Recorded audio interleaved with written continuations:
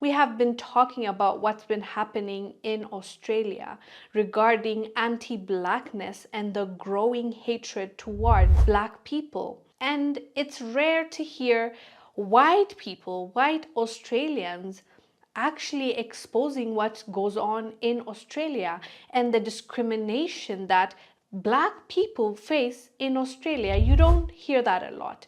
I came across a video of a white Australian talking about how it was for him to be raised in Australia. Watch this clip, we'll come back and discuss. And that there were people and that they were here before us, but no one actually explicitly said this, but the implication was that they didn't make the most of that opportunity. Therefore, it made sense for us to swoop in and take it from them, because it just seemed like they weren't doing much with Australia. I experienced a lot of casual racism that I'm familiar with that now, but at the time I couldn't really put a name to it. But like my dad, who I don't like, when we were arguing as kids and we were making a ruckus, he would say to us, "You're all acting like a bunch of abos." And I'm sorry for using that word, but I don't want to censor it, because I want to say it for what it was, which was racism. And so growing up in Australia, you knew that there were these people around, you knew that they were different from you, you knew that their people existed before, but you just didn't really care about it. That was just life. As I got older, I got more defensive about it. And when people brought up the Aboriginals, I would say the same thing of like, well, they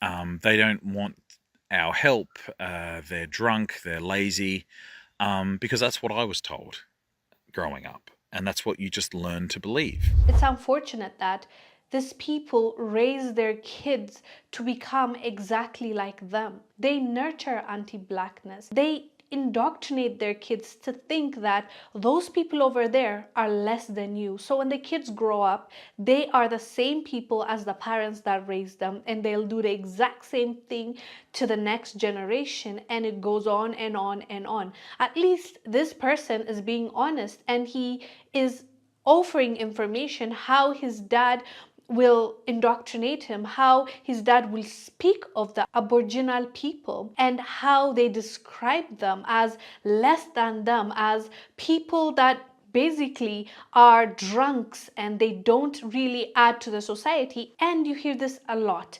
When it comes to the colonizers, they have this mindset that, oh, the people that were there before us, the locals, the indigenous people, they were not doing well on the land. They were not actually cultivating the land properly. They were not benefiting that much from the land. So at least we made some use out of it. And it's okay. We're not going to be apologetic about it, because those people were not really exploiting their own land, is the narrative you hear. This man said it, but you also hear this argument coming from the former colonizers or the colonizers that are still living amongst us, that refuse to leave the land that they have taken away, not bought with their money, not transacted for it, they just took it from the locals. Their argument is, well, the locals were not doing much with it, so we have every right to do this.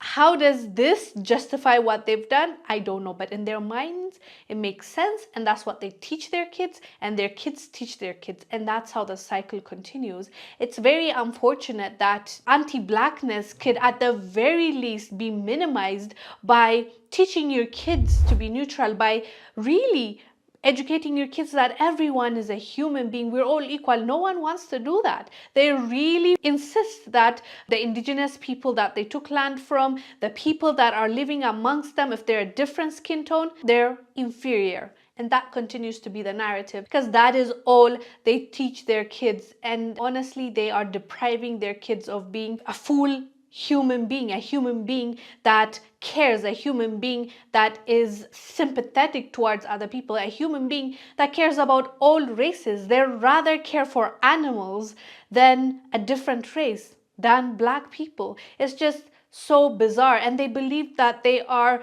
the most humane people in this world because they love dogs.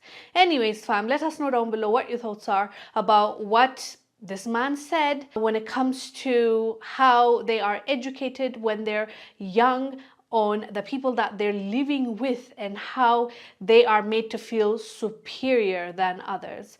Let us know down below what your thoughts are. I'm Wongel Zelalem. I'll see you on the next one.